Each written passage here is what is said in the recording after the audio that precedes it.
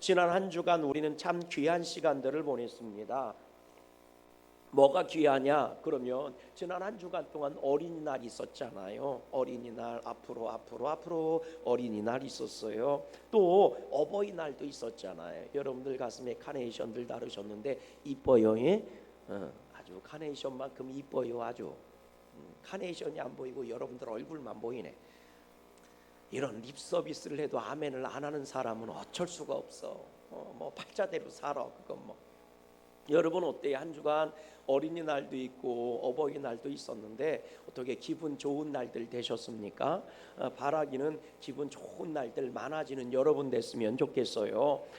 지금이야 뭐 제가 이제 제 자녀들이 고등학생이고 대학생이고 뭐 이래서 지금이야 어린이날을 잘 지키지는 않지만 아이들이 어릴 때 초등학교 다닐 때 이 어린이날이라고 해서 맛있는 것도 사주고 선물도 사주고 그랬거든요. 그랬더니 어린이날을 처음 보냈던 꼬맹이가 무슨 말을 하냐면 그래요. 이야, 아빠 말이야, 오늘 기분 정말 좋다. 맛있는 것도 많이 먹고 선물도 받고, 야, 역시 어린이날이야, 기분 좋아. 기분 좋아 이렇게 얘기하더라고요. 여러분 어떻습니까? 여러분들에게는 기분 좋은 날이 일주일 중에 아니 한 달 중에 몇 날이나 있는 것 같습니까? 기분 좋다, 기분이 좋아. 여러분 여기서 기분 좋다는 말이 무슨 말인 줄 아십니까? 제가요 기분이라고 한 기분 좋다의 그 기분이란 말이 무슨 말인가 찾아보니까 이게 순수 한국말 우리나라 말이 아니더라고요. 한문이더라고요. 이 기분이란 말이 한문으로 기운 기자를 써요. 그리고 나눌 분자를 씁니다. 기운, 힘, 능력, 유식한 말로 에너지, 파워 뭐 이런 거잖아요. 힘 이런 거요.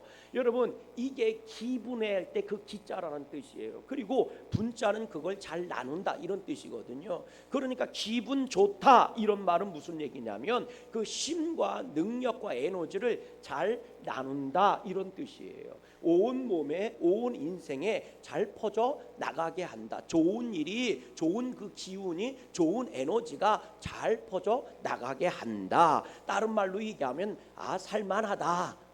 아이고 살만한데 이런 뜻이거든요. 이게 기분 좋다라는 뜻이더라고요. 그러다 보니까 이게 나쁜 말이 기가 막힌다 이런 말이 있잖아요. 기가 막힌다는 얘기는 기운이 잘 통하지 못하고 막힌다는 뜻이에요. 기운이 잘 통하지 않고 막히니까 될 일도 안 되는 거죠. 그러니까 이건 불행해지는 거, 죽음의 시작이거든요. 기가 막힌다 뭐 이런 말이죠. 그러니까 답답한 거예요. 기분이 안 좋다 이 얘기는 기가 잘 통하지 않는다. 기운이 잘 뻗어나가지 않아. 막혔어. 그러니까 뭐예요? 기분이 안 좋다. 이 말은 이게 무슨 얘기입니까? 답답하다 이런 뜻이에요. 내 심장이 내 가슴이 답답한 거예요. 왜? 잘 통하지를 않으니까. 기절이란 말이 있잖아요. 기절이란 말은 말 그대로 기운이 그 힘이 단절됐다, 절단됐다 이런 뜻이에요. 딱 끊어져 버렸다. 그러니까 다른 말로 얘기하면 숨 넘어간다 이런 뜻인 거죠.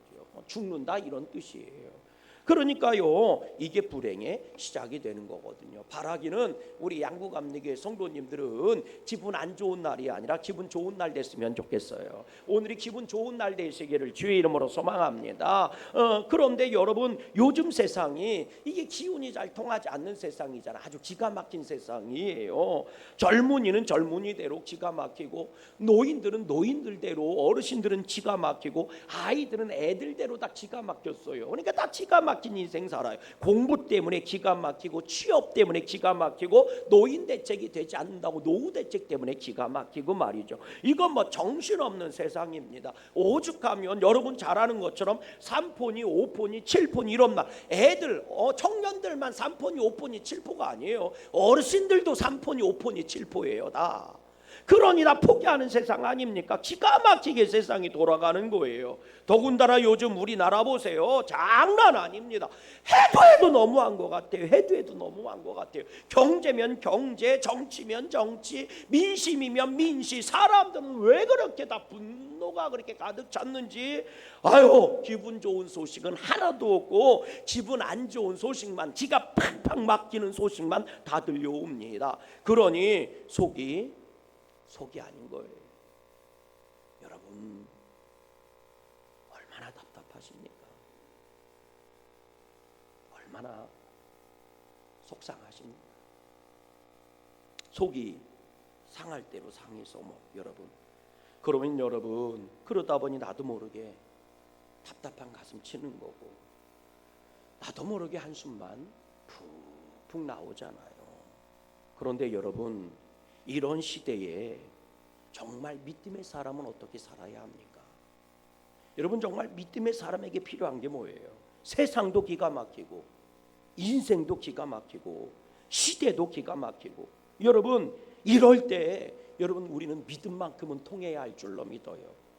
돈도 막히고 건강도 막히고 다 막혔어도 믿음만큼은 통해야 할 줄로 믿습니다. 앞뒤 좌우가 다 꽉꽉 막혀도요 하늘 문만큼은 통해 있어야 할 줄로 믿어요. 그래서 허리를 펴고 하나님이 주시는 그 믿음의 기운을 받고 살아가야 할 줄로 믿습니다.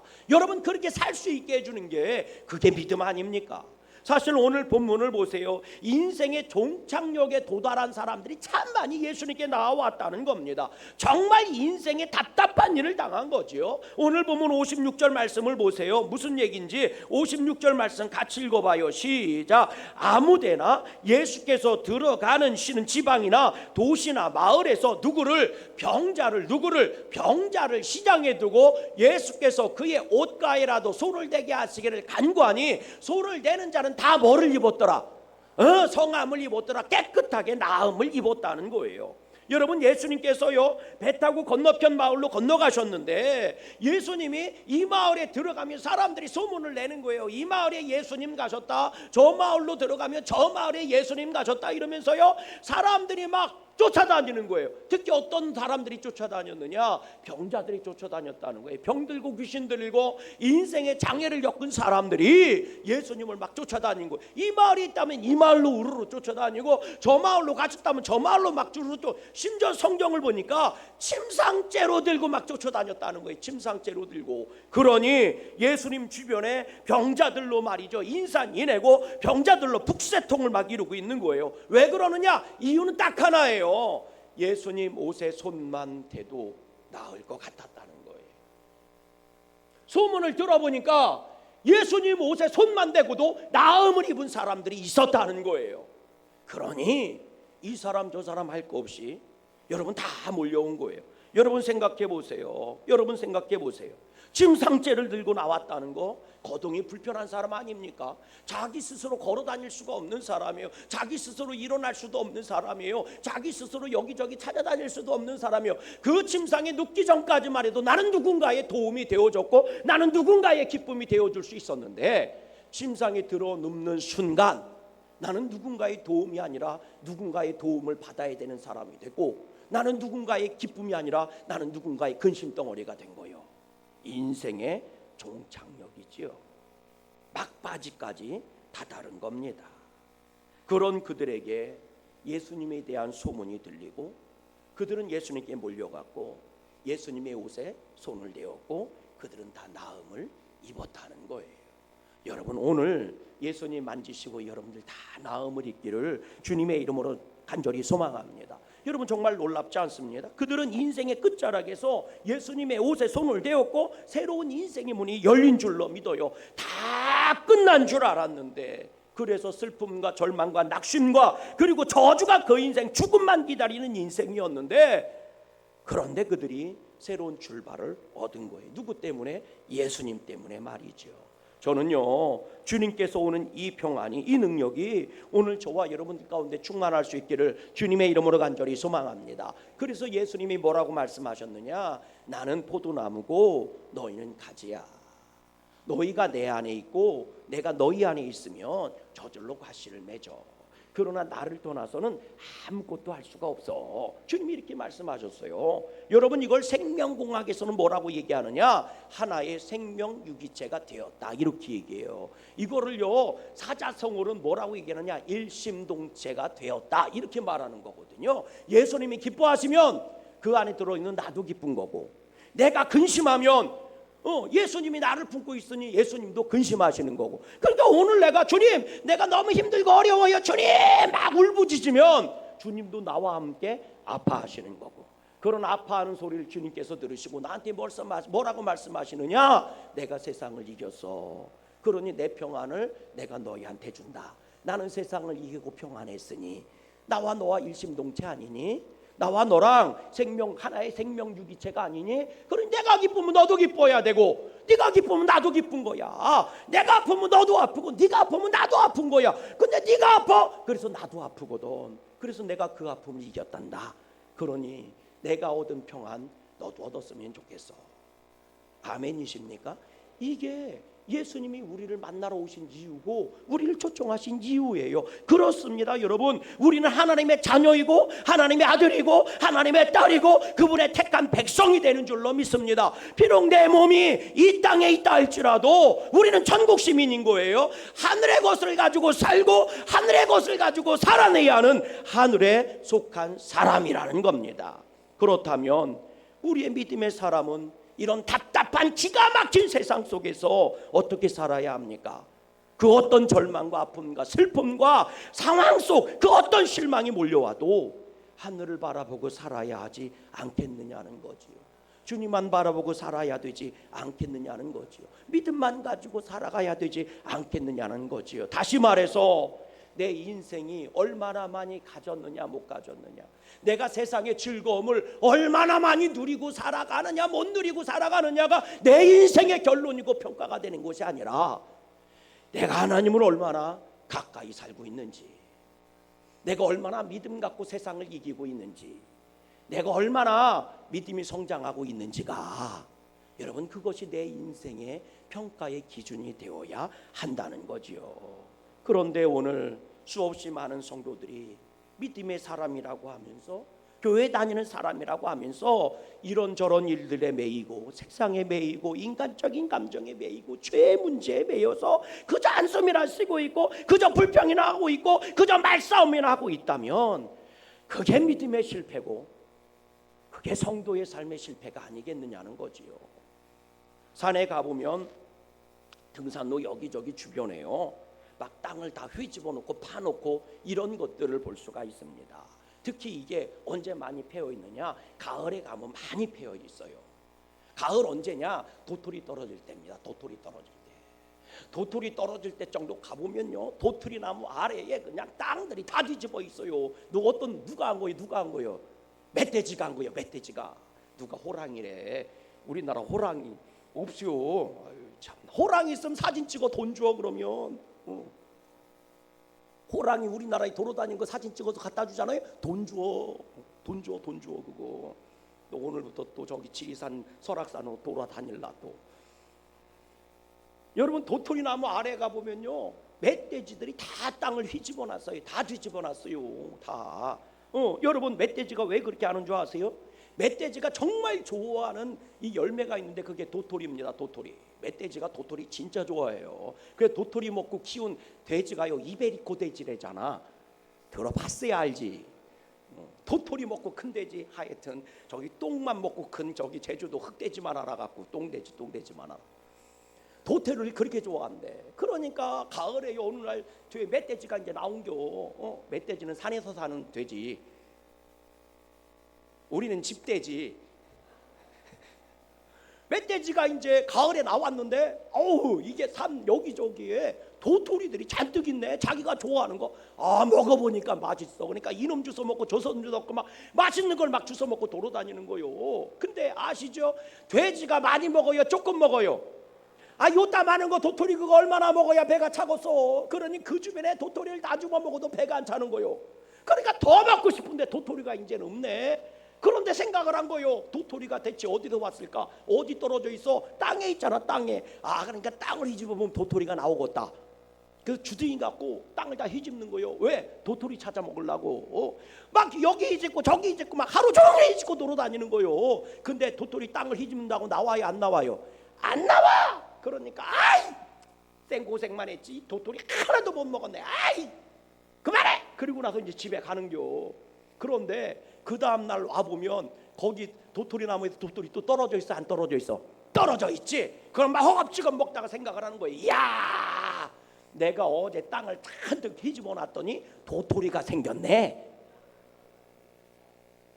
야, 땅을 잔뜩 휘집어 놨더니 도토리가 생겼어. 그래가지고 그 도토리 주워 먹고 또 땅을 다 휘집어 넣는 거요. 그 다음날 와보니까 또 도토리 떨어져 있어. 안 떨어져 있어. 이야, 어제 내가 땅을 열심히 휘집어 놨더니 도토리가 이렇게 많이 생겼네. 그리고 땅을 휘집고 돌아다녀서 가을이 되면 도토리 나무에 다 휘집어 놓은 거예요. 여러분, 땅을 휘집어 놔서 도토리가 떨어진 거요? 아니요, 하늘에서 떨어진 거지. 그러면 어떻게 해야 돼? 땅을 휘집을 게 아니라 그 큰 덩치 갖고 도토리 나무를 쿵 하고 부딪히면 하늘에 도토리가 떨어질 거 아니요? 오늘 우리가 그렇게 어리석게 사는 거예요. 전기사방 다 막히면 땅만 파고 있는 거예요. 땅만. 난 열심히 파는데 왜 안 나오냐는 거예요. 세상 아무리 파보세요. 거기서 행복이 나오고 축복이 나오고 기쁨이 나오는지. 근데 오늘 우리가 그러는 거예요. 쥐끌요만한 기쁨이 생기면 내가 땅 열심히 파서 생긴 거라고. 쥐끌요만한 복이라도 조금 받으면 내가 땅을 열심히 입어놔서 땅에서 생긴 거라고. 아니요, 하늘을 두드려야지. 하나님이 주셔야 되는 거예요. 그런데 하늘을 두드릴 생각은 안 하고 땅만 휘집으면서 오늘로 얘기하는 거예요. 나는 열심히 사는데 나라가 이래가지고 내가 힘들어 죽겠다고. 나는 열심히 땅만 휘집고 돌아다녔고 나는 열심히 다 몰렸는데 왜 내 인생이 요 모양 요 꼬라지냐고. 저놈의 새끼 만나서 그렇다고. 아무리 땅을 휘집고 돌아다녀 보세요. 도토리는 하늘에서 떨어지는 거지 땅에서 떨어지는 게 아니야. 오늘 여러분들이 누리고 있는 그 조그마한 기쁨, 즐거움, 불평거리들, 여러분 땅에서 땅 팠다고 나온 게 아닙니다. 하늘에서 주는 거죠. 마치 농부가 열심히 밭일을 하다가 허리가 더 이상 힘들면 하늘을 향해 허리를 펴고 하늘을 향해 소원하는 게, 내가 열심히 수고한 게 하늘이여 헛되지 않게 해주셔서 적당한 때에 비를 주시고 적당한 때 햇살을 주시고 올가을에는 풍년임 되게 해주세요. 그리고 허리가 쉴만하면 또다시 땅을 보고 땅을 일구다가 허리 아프면 허리 펴고 하늘을 향해 또 얘기하는 거예요. 하늘이여 내 노력이 쑥고 헛되지 않게 해주셔서 적당한 비와 적당한 구름과 적당한 바람을 주시고 햇살을 주셔서 풍년이 되게 해주세요. 그래서 옛말에 뭐라고 얘기해요? 농심이 천심이라고요. 하늘을 바라보는 마음이 천심이 되는 거예요.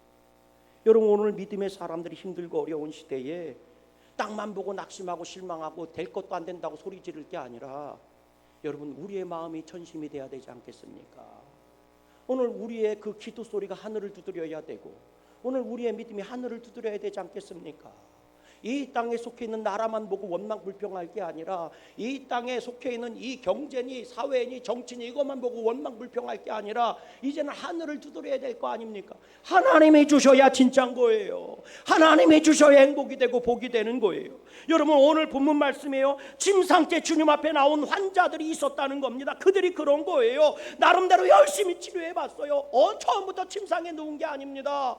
그래도 아플 때는요, 내 발로 돌아다니며 의사도 만나보고 내 귀를 쫑긋 세우고 내 손으로 이것저것 약도 만들어 먹고, 그러나 병이 점점 깊어지니까 더 이상 내 발로 의사를 찾아갈 수가 없고 내 손으로 약을 만들어 먹을 수가 없는 거예요. 침상에 들어놓는 순간 깜짝할 수가 없는 거예요. 인생의 끝장이 난 거예요. 마지막이라는 소리가 내 귀에 들려오기 시작하는 겁니다. 내 곁에 온 사람들은 다 그렇게 얘기하는 거예요. 끝났어, 얼마나 살겠어, 이런 소리만 하고 있는 거예요. 나도 그런 생각이 드는 거예요. 여러분, 오늘 그런 그들에게 소문이 들렸다는 거예요. 어떤 소리가 들렸다는 거예요? 본문 55절 말씀을 같이 한번 읽어봐요. 뭐라고 돼 있나? 본문 55절 말씀 다 같이 시작. 그 온 지방으로 달려 돌아다니며 예수께서 어디 계시다는 말을 듣는 대로, 어디 계시다는 말을 듣는 대로 병든 자를 어떻게 침상째로 메고 나왔다. 예수님이 어디 계시다는 소리가 들리는 대로 그 마을을 향해서 침상째로 메고 사람들이 달려간 거예요. 그리고 시장 한바닥에, 그 시장 한가운데에 그 침상을 내려놓는 겁니다. 뭐 덴뿌라라도 하나 사 먹으려고 간 거요? 돼지고기라도 한 근 끊어다가 김치찌개 좀 끓여 먹으려고 간 거요? 아닙니다. 사람 구경하러 간 것도 아니요. 예수님의 옷에 손을 대고 싶어서, 예수님을 만져보고 싶어서, 예수님을 만지면 깨끗하게 낫는다니까. 예수님을 붙잡으려고 오뎅이나 먹으려고 간 것도 아니고 해장국 한 그릇 사 먹으려고 간 것도 아니에요. 예수님 그분 옷자락이라도 만지려고 간 거라고요. 걷지 못하는 그들이 짐 상태로 들려서 간 거라고요. 오직 예수님의 능력이 내 능력이 되고 예수님의 기적이 내 인생에 들어오기를 소원하는 마음으로 간 거예요. 여러분 성경을 보세요. 최초로 옷깃을 만지고 나음을 입은 여인이 있죠. 우리가 잘 아는 것처럼 12의 혈루병 앓던 여인 아닙니까? 12년 동안 혈루병을 앓아서 고칠 수 없고 괴로움은 중하여지고 방법도 없고 점점 더 낙심했던 죽음을 향해 달려갔던 그 여인. 그 여인이 최초로 고백을 한 거예요. 믿음으로 선언한 겁니다. 예수님의 옷만 만져도 나을 수 있을 것 같더라는 거죠. 그리고 옷에 손을 대었어요. 예수님이 말씀하십니다. 누가 내 옷에 손을 댔어?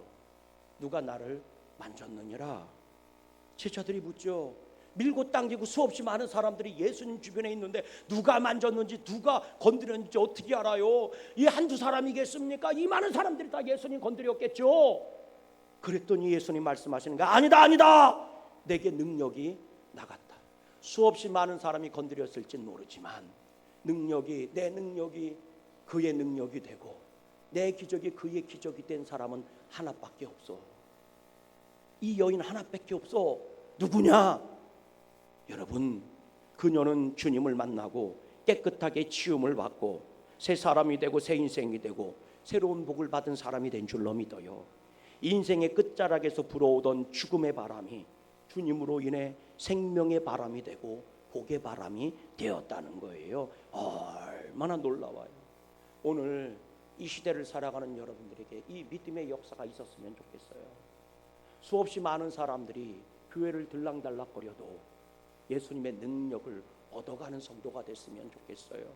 수없이 많은 사람들이 예수님의 옷을 만져도 믿음으로 만지지 않은 사람들은 아무런 일도 벌어지지 않았지만 예수님의 옷만 만져도 나을 줄 알고 침상째로 몰려온 사람들은 모두 다 깨끗함을 입고 그들이 다 새로운 능력 가운데 새 힘을 얻게 된 줄로 믿어요.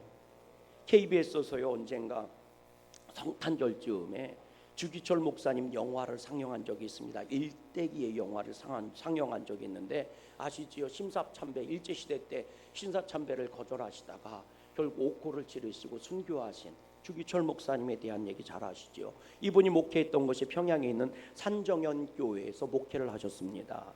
정말 많은 일들이 있었죠. 이 주기철 목사님이 몇 번을 감옥에 들어갔느냐? 5번째 들어가셔서 순교하신 거거든요. 예, 그동안 이 산정연 교회 성도들도요 같이 감옥에 들락달락하면서요 목사님과 같이 신사참배를 거절하면서 말이죠 그렇게 믿음을 지켰던 거예요. 그때 수도 없는 교회들은 사실 솔직하게 부끄럽게도요 신사참배를 인정하고 무릎을 꿇은 교회들이 많아요. 왜? 그만큼 핍박과 환란이 심했던 거죠. 그 신사참배를 하고 있는 성도들의 모양을 보면서 안타깝고 슬피 울고 이 영화를 보면서 반면에 또 신사참배를 끝까지 거절하면서 고문당하고 그리고 감옥에 갇힌 성도들의 모양을 보면서 또 도전받으면서 슬피 울고 얼마나 울었는지 몰라요. 이제 목사님이 영화 뒤편에 보면요 5번째로 이제 일본 경찰에게 끌려가 투옥당하는 장면이 나와요. 그리고 고문당하는 거예요. 근데 목사님이요 이게 마지막일 것 같다는 생각이 든 거죠. 못 나올 것 같다는 생각이 든 거예요. 이제 들어가면 못 나올 것 같은 거예요. 그때 일본 경찰이 야 신사한테 이 신사로 가서 절만하면 너 놓아주겠다고. 그런데 목사님이 이런 얘기를 해요. 내가 마지막 날 주님 앞에 갔을 때 주님께서 너는 너의 십자가를 어떻게 하고 왔느냐 하고 물으신다면 나는 무엇이라 대답할 수 있단 말입니까? 그리고 모진 고문을 당하시는 거예요. 감옥에 갇혔으니까 사모님이 면회를 오실 거 아닙니까? 사모님이 목사님을 면회를 오는데 일본 순사가 회유를 하는 거예요. 절 하지 않아도 돼요. 그 주목사한테 절 안 해도 되니까 그냥 서갖고 인사만 고개만 딱 이렇게 하면 놓아주겠다. 가서 설득하라고. 당신 남편 죽는다고. 그러니까 절 안 해도 돼. 그냥 고개만 가뜩하면 놓아줄게. 인사만 하면 놓아줄게. 아, 인사는 할 수 있는 거잖아, 어디 가든지. 그렇게 당신 남편 설득하라고. 그렇지 않으면 당신 남편 죽는다고. 조규철 목사님을 면회하면서 사모님이 목사님을 향해서 눈물을 주룩주룩 흘리며 이렇게 말씀하세요. 목사님, 끝까지 포기하지 마세요. 끝까지 포기해서는 안 됩니다. 목사님은 성도들과 교회의 등불이 되어야 합니다. 목사님, 마지막까지 믿음 잃지 마세요. 그리고 뒤돌아서 나와요. 우리나라 해방되기 4개월 전에 순교하십니다. 8월 15일 날 해방이 됐으니까 4월 달에 감옥에서 옥사를 하십니다. 저는 아직도 그분께서 마지막 5번째 투옥 되기 전에 행했던 그 설교문, 설교의 내용을 저는요 정말 기억하고 있어요. 얼마나 감동인지 몰라요. 5번째 감옥에 갇히는데 돌아올 수 없는 길이라는 걸 아신 거죠. 그래서 어머니께 늙어서 이제 몸져 누워 계신 어머니 방을 갑니다. 이게 마지막인 것 같은 거예요. 가서 어머니한테 큰 절을 올리고 그리고 마지막 인사를 합니다. 어머니, 하나님께 어머니를 맡겨 놓았습니다. 그러니 염려하지 마세요. 그리고 뒤돌아서 자식들 가족들에게 다 머리에 안수하면서 축복기도 해줍니다. 축복기도 해줘요. 그리고 문을 열고 나오는데 산정육교회 성도들 한 20여 명이 목사님이 이제 감옥에 갇힌다니까 인사를 하러 왔어요. 그때 목사님이 성도들을 향해서 첫 마디가 이거였습니다. 우리 다 같이 찬송 한 장 하십시다. 그리고 우리 찬송가에는요 543장이죠. 저 높은 곳을 향하여 날마다 나아갑니다. 이 찬양을 불러요. 그리고 나서요 당신이 즐겨 애용했던 아모스서 8장 11절로 13절 말씀을 봉독하시고 그리고 마지막 짧은 설교를 합니다. 이 다음 주님이 너는 내 이름과 내 평안과 내 즐거움을 다 받아 누리고 내가 준 그 고난의 잔을 어찌하고 왔느냐 하고 물으시면 내가 무슨 말을 하겠습니까? 주님을 위하여 져야 할 이 십자가, 주님이 주신 이 십자가를 내가 피했다고 한다면 주님이 이 다음에 너는 내가 준 십자가를 어찌하고 왔느냐 하고 물으시면 내가 어떻게 주님의 얼굴을 배울 수 있겠습니까? 오직 나에게는 일사각오가 있을 뿐입니다. 그리고 나서 축복기도 해주고 일본 순사를 따라서 감옥으로 들어갔어요. 얼마나 눈물이 나든지. 여러분, 오늘날 이런 핍박이 주어진다면 얼마나 많은 성도들이 그 마지막을 아낌없이 주님께 드릴 수 있을까요? 세상의 자그마한 환난도 불평과 원망을 채우고 있는 우리가 나라가 좀 힘들어서 나도 피곤해졌다고 불평과 원망만 하고 있는 이 나라 못 대처먹었다고 얘기하는 우리가 만약 이런 환난과 핍박이 우리 삶에 온다면 우리는 얼마나 일사각오의 믿음을 가지고 하나님만 바라보고 주님만 붙잡고 갈 수 있을까요? 저 높은 곳을 향하여 날마다 나아갑니다. 이 찬양 부르며 갈 수 있을까요?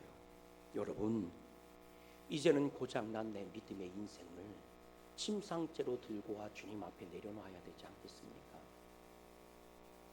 일터가 좀 힘들다고 세상이나 파고 돌아다니는 인생 되지 마시고 무너진 내 인생 통째로 들고 주님 앞에 나와 침상째로 내려놓으세요. 그리고 주님만 붙잡으리라. 세상이 아무리 복잡하게 돌아가도 나는 주님만 붙잡으리라. 세상이 아무리 피곤함이 있어도 나는 주님 말씀만을 붙잡으리라. 어떤 일이고 어떤 상황이 벌어져도 나는 예배의 자리를 포기하지 아니하리라. 나는 기도의 자리를 포기하지 아니할 것이며 내 입에서는 감사와 기쁨과 찬양만이 넘치게 할 것이라. 누군가 해야 한다면 내가 먼저 했으면 좋겠고 우리가 먼저 했으면 좋겠고 우리 양구감리교회가 먼저 했으면 좋겠습니다.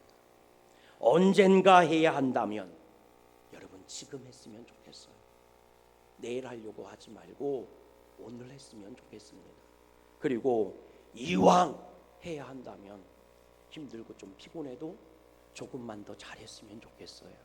후회하지 않도록, 내일의 후회가 되지 않도록 오늘 조금만 더 열심히 했으면 좋겠습니다. 하나님은 그것을 아십니다. 이 한 주간 여러분들로 말미암아 침상째로 들고 나와 주님의 옷자락을 만진 여러분들로 말미암아 여러분들과 함께하는 자들이 기뻐하고 기분 좋은 인생들이 됐으면 좋겠습니다. 그런 복을 사모하며 우리 찬송가 456장 하시면서 헌신의